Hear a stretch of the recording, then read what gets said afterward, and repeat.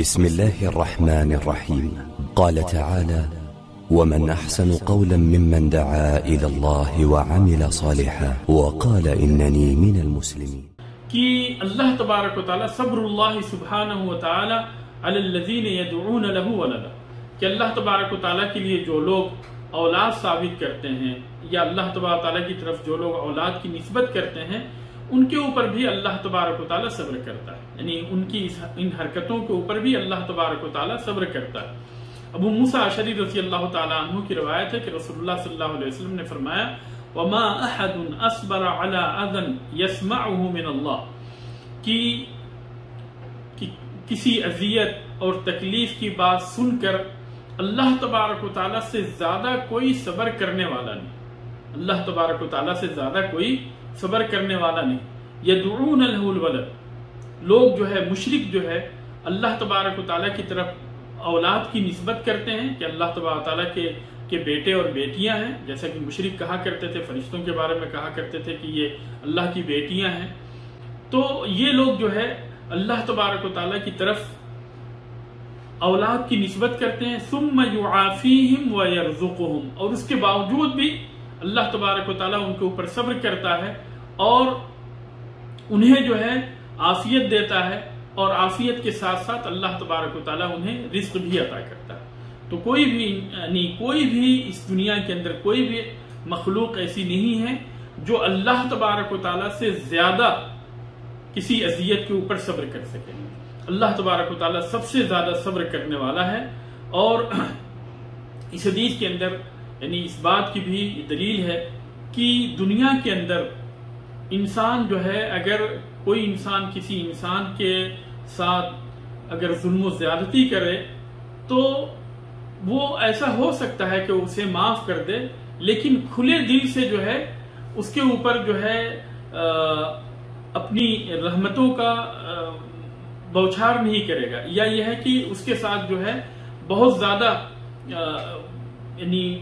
کوئی چیز اسے دے گا نہیں۔ لیکن اللہ تبارک و تعالی کی ذات ایسی ہے کہ اللہ تبارک و تعالی جو ہے ایسے لوگوں کو معاف بھی کر دیتا ہے، اور معاف کرنے کے ساتھ ساتھ اللہ تبارک و تعالی جو ہے انہیں صحت بھی عطا کرتا ہے اور انہیں رزق بھی عطا کرتا ہے۔ تو یہ جو ہے اللہ تبارک و تعالی جو ہے یہ اذیت کے اوپر، تکلیف کے اوپر سب سے زیادہ اللہ تبارک و تعالی صبر کرنے والا ہے۔ تو اللہ تبارک و تعالی سے زیادہ کوئی صبر کرنے والا نہیں۔ اللہ تبارک و تعالی کے ناموں میں سے ایک نام کیا ہے؟ الصبور ہے، یعنی بہت زیادہ صبر کرنے والا۔ انسان جو ہے صبور نہیں ہے، وہ تو ایک مرتبہ یعنی صبر کر سکتا ہے، 2 مرتبہ صبر کر سکتا ہے، 30 مرتبہ جو ہے اگر اس نے جو غلطی کی ہے اگر دوسرے نے اس کے حق میں، تو فوراً جو ہے اس کا بدلہ لیتا ہے۔ لیکن اللہ تبارک و تعالی ہر چیز کے اوپر قادر ہے، اس کے باوجود بھی اللہ تبارک و تعالی صبر کرتا رہتا ہے۔ جو لوگ جو ہے اللہ تبارک و تعالی کی نافرمانی کرتے ہیں، اللہ تبارک و تعالی کو گالیاں دیتے ہیں، اللہ تبارک و تعالی کے علاوہ دوسرے کی عبادت کرتے ہیں، دیکھیں اللہ تبارک و تعالی کتنا صبر کرنے والا ہے ان کے اوپر، کہ ان کی ان ساری زیادتیوں کے باوجود بھی اللہ تبارک و تعالی انہیں دولت بھی دیے ہوئے ہے، اللہ تبارک و تعالی انہیں اولاد بھی دیے ہوئے ہے، اللہ تبارک و تعالی انہیں رزق بھی عطا کرتے رہتا۔ تو یہ جو ہے اللہ تبارک و تعالی کی صبر کی یعنی مثال ہے کہ کس طریقے سے اللہ تبارک و تعالی ان گناہگاروں کے اوپر بھی صبر کیا ہوا ہے اور ان کو یعنی ساری چیزیں عطا کیے ہوئے۔ تو اللہ تبارک و تعالی کے لیے صبر کرنا ثابت ہے، اور صبر کرنا یہ اللہ تبارک و تعالی کی شان ہے، یعنی ہمارے صبر کرنے کی طرح سے اس کا صبر نہیں ہے، بلکہ اللہ تبارک و تعالی کی شان ہے، اس کی شان کے مطابق صبر کرنا۔ اسلام نے حدیث کے اندر بتایا کہ 4 چیزوں کی وجہ سے جو ہے آپس میں شادیاں ہوتی ہیں، حسب و نسب کی وجہ سے، مال کی وجہ سے، اور خوبصورتی کی وجہ سے یہ۔ لیکن آپ صلی اللہ علیہ وسلم نے فرمایا فَاظْفَرْ بِذَاتِ الدِّينِ، کہ جو دین والے لوگ ہیں ان کو اختیار کرو۔ تو سب سے پہلی چیز جو ہے وہ دینداری دیکھنی چاہیے۔ مال، دولت، حسب و نسب اور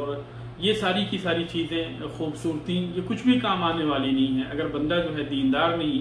اور ایک دوسرے کی دین کے اوپر اگر مدد کرنے والا نہیں، تو پھر ایسی صورت میں باقی ساری چیزوں کا کوئی فائدہ نہیں۔ اگر ایک